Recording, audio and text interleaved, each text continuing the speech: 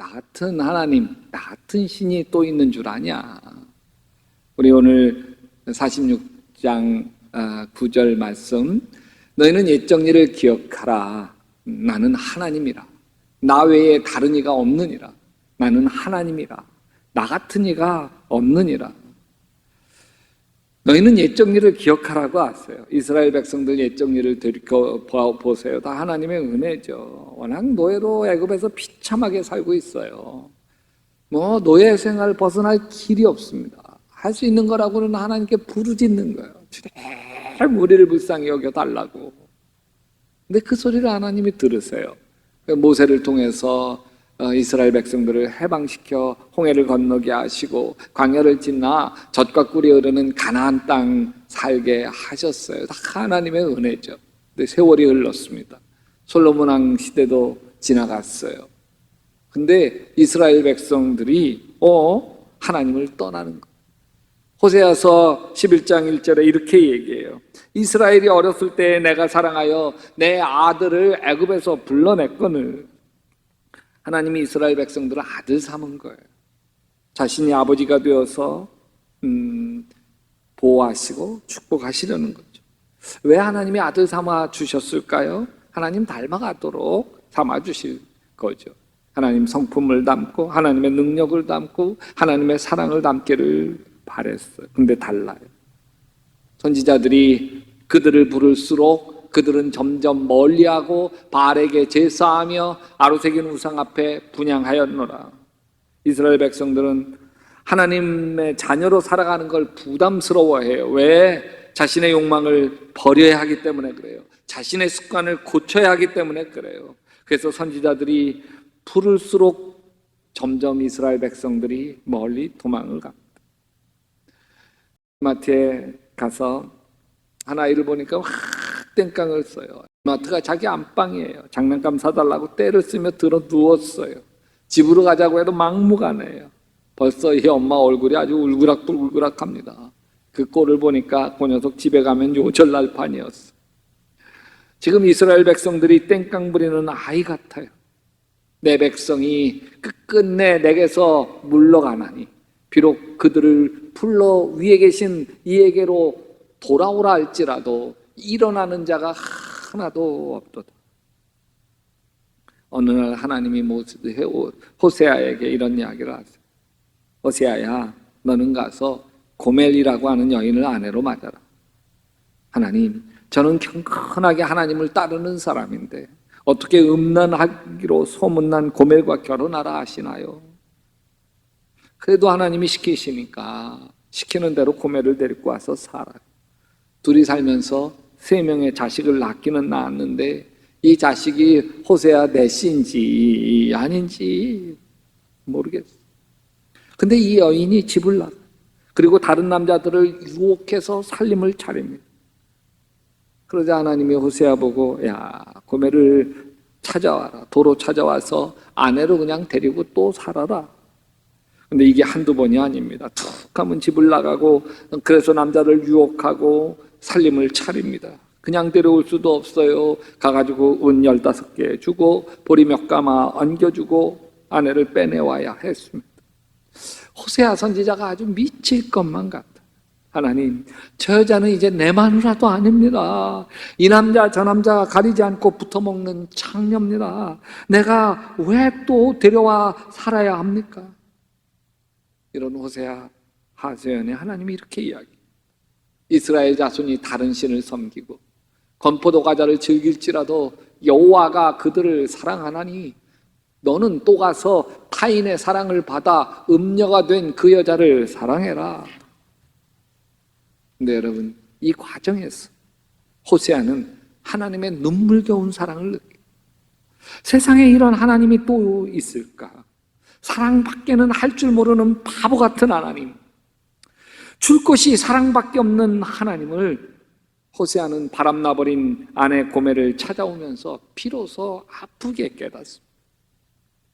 여러분, 나는 부족해도 나를 포기하지 아니하시는 하나님, 내가 10번 넘어지면 11번째 찾아오셔서 일으켜 세워주시고 내가 100번 넘어지면 101번째 찾아오셔서 일으켜 세워주시는 분, 그분이 우리 하나님 아버지십니다. 결혼한 지 한 1년쯤 된 새댁이 아이를 갖고 싶어서 건강검진을 받았어. 근데 자궁암 진단이 나온 거야. 하늘이 무너지는 거야. 그래서 산부인과를 찾아가서 조직검사를 했는데 자궁암 맞다는 거야. 자궁을 드러내야 된다는 거야. 의사 선생님, 저는 아직도 아기를 낳지 못한 새댁인데 어떻게 자궁을 드러내요? 그거 걱정할 때예요. 아이가 뭐가 중요해요? 당신이 살고 봐야지. 혼만 났어. 남편에게 털어놓으니 남편도 마음이 낙심이 되나 봐요. 아기를 가질 수 없으니 말이죠. 마음이 심란한지 엎치락 잠을 못 자. 자신은 깜빡 잠들었는데 남편이 새벽에 밖에 나갔다가 들어오는 소리에 잠이 깼어. 여보, 어디 갔다 와요? 새벽에 잠이 깨어서 우리 집 가까운 옆에 교회 가서 새벽 기도하고 와. 당신을 위해서 간절히 기도하는데 하나님이 말씀을 떠올려 주셨어. 마음에 하나님이 요한복음 5장 그러시는 거야. 그래서 찾아서 읽는데 베데스다 연못에 38년 된 병자를 고치는 이야기였어. 쭉 읽어가다가 요한복음 5장 21절을 읽는데 갑자기 눈물이 쏟아지더라. 아버지께서 죽은 자들을 일으켜 살리신 것 같이 아들도 자기가 원하는 자들을 살리시는, 죽은 사람도 살리시는 분이 우리 하나님이셔. 분명 하나님은 우리에게 어떤 계획이 있으신 거야. 그러니까 이렇게 시련을 주시지. 설마 우리를 죽이시게 하시겠어? 죽은 사람도 살리시는데 살아있는 우리를 죽이실까? 그래서 남편과 함께 집 가까운 교회 가서 둘이 새벽 기도를 쌓기 시작을 했어. 그러다 주일날 본교회 갔더니 우리 교회에서 사순절 40일 새벽 기도를 한다는 거야. 여보, 우리 교회에서 40일 작정 기도해요. 남편에게 말했는데, 근데 남편이 여보, 나 회사 출근할 때 기름값 아끼려고 전철 타고 왔다 갔다 하는데 기름값이 얼만데 너무 멀어서 안 돼. 지금처럼 가까운 곳에서 우리 새벽기도 쌓자. 여보, 그러면 송 목사님께서 이럴 땐 하나님 어떻게 할까요? 물어보라고 했으니까 하나님께 물어봅시다. 근데 웬일입니까? 바로 다음날 회사에서 보너스가 나왔어요. 그동안 회사에서 보너스를 한 번도 준 적이 없는데 참 신기하게 보너스가 나. 하나님이 우리 교회 가서 새벽기도 하라고 하시네. 덕분에 마음 먹고 우리 교회에서 이 부부가 하루도 빠지지 않냐고 40일 작정 기도를 완성했어요. 기도는 하나죠. 하나님, 자궁만 고쳐주세요. 자궁을 드러내면 아이를 어떻게 가져요? 제발 도와주세요. 그래서 좀 더 큰 병원에 가서 정밀검사를 받았어. 근데 의사가 더 이상 정밀검사를 하다가 더 이상 진행할 수 없다는 거예요. 그러면서 한마디 하시는 거예요. 임신이네. 근데 좋아할 수가 없어. 아이를 지워야지만 정밀검사가 가능하다는 거예요. 얼마나 속상하고 낙심이 되는지 눈물만 쏟아졌어. 근데 이때 남편이 이렇게 위로해 줬어. 여보, 많이 힘들지? 그래, 우리 걱정은 하되 절망은 하지 말자. 우리 뒤에는 든든한 백, 우리 하나님 아버지가 있으니까. 아이를 지우고 정밀검사를 받아. 근데 의사 선생님이 그러는 거, 자궁 상피 내암이네. 초기라서 자궁을 드러낼 필요는 없고 암이 자란 부위만 절개하는 수술을 할 수 있겠어요. 항암 치료나 방사선 치료할 필요도 없을 것 같고, 야, 이런 경우는 정말 해피한 케이스네. 할렐루야. 하나님이 일하신 거예요. 뿐만 아니에요. 수술 받은 지 5개월 만에 하나님이 아기를 주셔서 건강한 아이를 품에 안게 하셨고 지금은 2딸의 엄마입니다. 여러분, 하나님이 이 부부에게 이렇게 말씀하시는 것 같지 않아요? 나만 아니가 또 있더냐. 여러분, 신앙의 길이란 하나님 같은 분이 없다는 것을 하나하나 맛보아 가는 거예요. 여호와의 선하심을 맛보아 알지어다. 하나님이 이토록 나를 아끼시고 사랑하신다는 것을 알아가는 것이 신앙입니다. 오늘 말씀에서 하나님이 야, 옛 정리를 기억해라, 나 같은 이가 또 있더냐 그러시면서 이렇게 말씀하세요. 연이어서 처음부터 내가 장차 일어날 일들을 예고하였고 내가 이미 오래전에 아직 이루어지지 않은 일들을 미리 알렸다. 나의 뜻이 반드시 성취될 것이며 내가 하고자 하는 것은 내가 반드시 이룬다. 여러분, 하나님이 나를 향해서 정하신 뜻은, 우리 가족을 향해서 정하신 하나님의 뜻은 반드시 이루어집니다. 근데 하나님이 계획하시고 이루신다고 하는 것을 우리는 종종 잊습니다. 나는 애가 타는데 하나님은 구경만 하시는 것 같을 때가 많아요. 여러분, 그렇지 않으세요? 사소한 문제들은 그렇게 쉽게 잘도 응답해 주시던 하나님이 정말 중요한 문제들, 반드시 해결되어지지 않으면 안 되는 절박한 문제들은 왜 그렇게도 묵묵부답이신지 해를 태울 때가 많습니다. 아무리 하나님의 이름을 부르며 기도해도 응답이 없어요. 아, 부르다 내가 죽을 이름이여. 우리 하나님, 침묵하시는 하나님 앞에 우리는 얼마나 절망하게 되는지. 그런데 내가 아무리 기도해도 하나님이 응답하지 않는 게 아니에요. 내 계획과 하나님의 계획이 다르거나 내 소원과 하나님의 소원이 다르거나 하나님의 때와 내 때가 다르기 때문에 그런 것이죠. 이렇게 침묵하는 하나님 때문에 몸부림치는 게 욥이에요. 그러나 동쪽으로 가서 찾아보아도 하나님은 거기 안 계시고 서쪽으로 가서 찾아보아도 하나님 배울 수가 없구나. 애간장 태우며 기도하지만 하나님 침묵만 하시니 미칠 지경이에요. 욥이 침묵하시는 하나님을 묵상하면서 왜 그럴까? 내 뜻과 하나님의 뜻이 달라서 그런가? 하나님의 뜻, 시간과 내 시간이 달라서 그런가? 자꾸 엇갈리지. 그래서 23장 9절에 이렇게 고백합니다. 북쪽에서 일하고 계실 터인데 내가 그분을 뵐 수가 없고, 남쪽에서 일하고 계실 터인데 그분을 뵐 수가 없구나.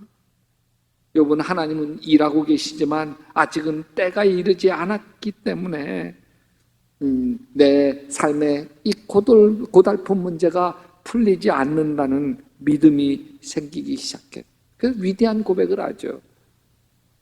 그러나 내가 가는 길을 그가 아시나니 그가 나를 단련하신 후에는 내가 순금같이 되어 나오리라. 우리 함께 같이 읽어볼까요? 시작. 그러나 내가 가는 길을 그가 아시나니 그가 나를 단련하신 후에는 내가 순금같이 되어 나오리라. 우리 교회를 신실하게 섬기는 한 젊은 교인이 자신의 간증을 지난주에 음성 파일을 보내왔어. 그걸 들어보니까 참 좋더라고요. 그래서 여러분과 함께 나누고자. 이 교인이 대학 연구소에서 일하고 있을 때였어. 늘 말씀 큐티하며 하루를 시작합니다. 그날 말씀 큐티가 에베소서 6장이었어.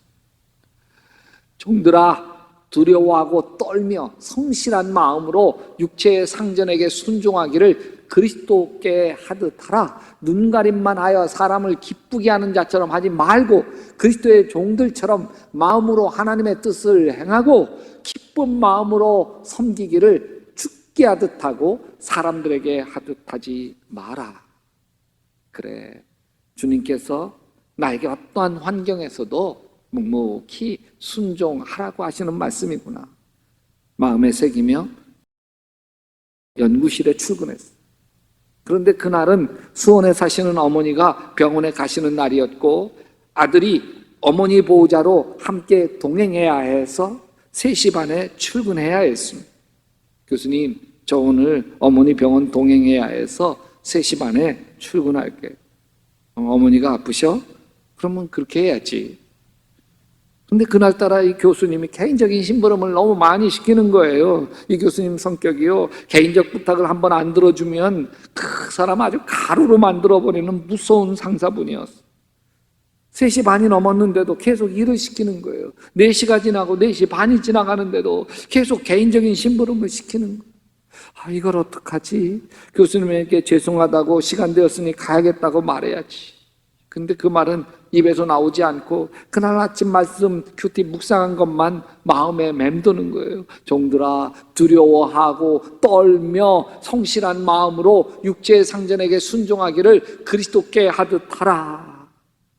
사람을 기쁘게 하는 자들처럼 눈가림으로만 하지 말고 그리스도의 종답게 진심으로 하나님의 뜻을 실천해. 사람에게가 아니라 주님께 하듯이 기쁜 마음으로 섬겨. 그 말씀이 마음에 맴도는 거예요. 할 수 없이 그냥 그 말씀에 순종해서 아무 소리 안 하고 묵묵히 시키는 일을 다 했습니다. 버스를 타고 가면 2시간 반이 걸리지만 수원까지, 택시를 타고 가면 수원지까지 1시간 만에 갈 수 있기 때문에 그래, 교수님 시키는 거 다 해드리자. 그리고 오늘은 택시 타고 가자. 오늘 일당 다 택시비로 쓰면 되지 뭐. 교수님 시키시는 일을 다 끝나고 나니까 4시 50분이었어요. 그제서야 교수님이 이제 가도 된다는 거예요. 부랴부랴 짐을 챙기고 있는데 교수님 방에서 갑자기 뿌릉 하는 소리가 나는 거예요.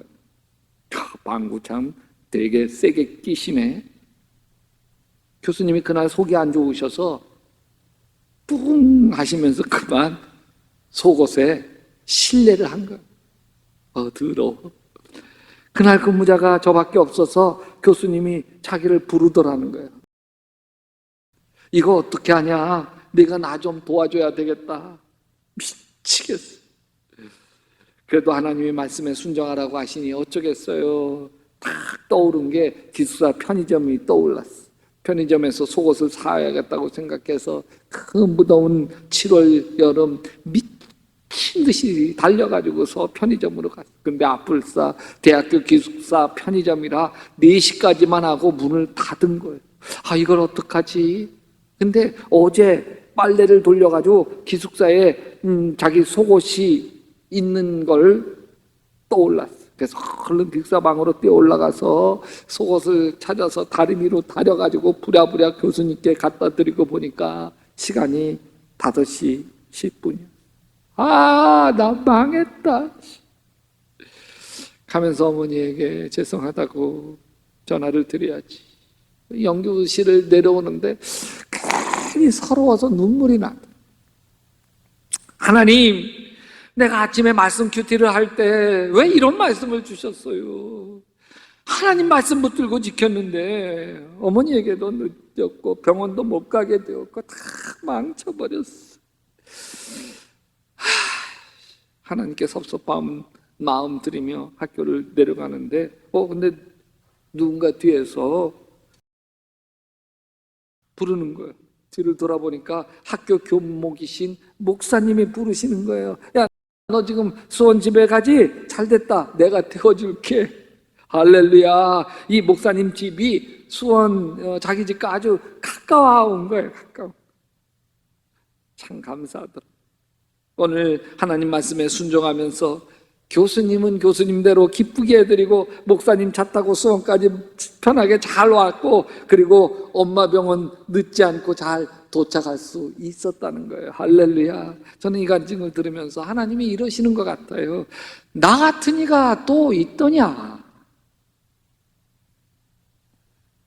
매년 연초에 저는 아내와 함께 송구영신 예배 때 우리 교인들이 하나님께 드린 새수원 기도를 가지고 기도하는 시간을 갖습니다. 기도하러 올라가요. 여러분, 교인들의 새소원 기도 그 새해 다 응답되기를 바라는 간절한 마음이 있어요. 그래서 교인들의 소원 기도카도 하나하나 붙들고 기도하기 전에 먼저 하나님께 하나님 말씀을 주십시오. 말씀을 주십시오. 우리 교인들을 향한 말씀을 주십시오. 그러면서 기도하는데 아내가 저에게 그러는 거예요. 여보, 지금 성령님께서 내 마음에 좀 성경을 피라는 말씀을 주시네. 그러는 거예요. 그래? 그러면 말씀 펴봐. 그리고 줬어요. 그랬더니 제 아내가 성경을 받아서 하나님 말씀에 순종해서 말씀을 펴니다. 우리에게 주시는 말씀을 주시옵소서. 그리고 말씀을 딱 폈는데 예레미야서 42장이 나왔어요. 그 예레미야서 42장을 읽어가던 아내가 펑펑 울기 시작하는 거예요. 왜 울어? 교인들을 향한 하나님의 사랑, 마음이 느껴졌다는 거예요.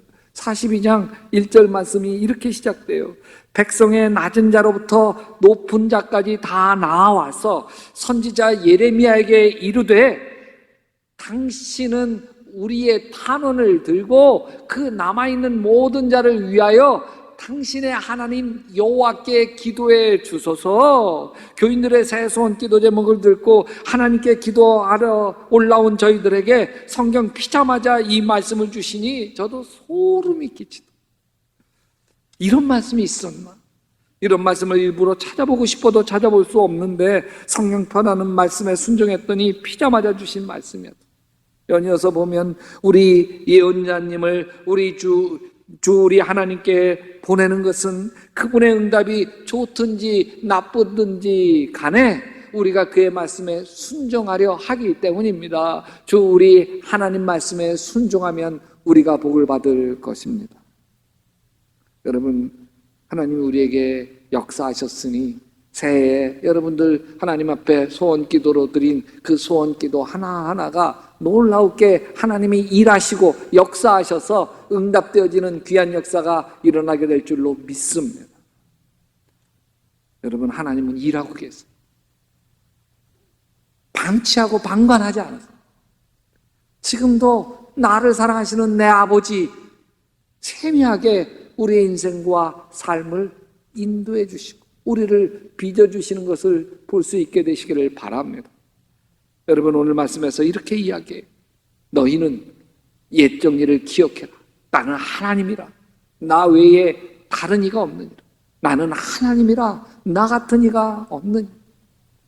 여러분, 인생의 그 모진 광야에서 버림받듯 그렇게 어려운 시절을 헤매면서 10년을 살아야 했던 인물이 다윗이 끝내 하나님께서 세워주셔서 임금이 됩니다.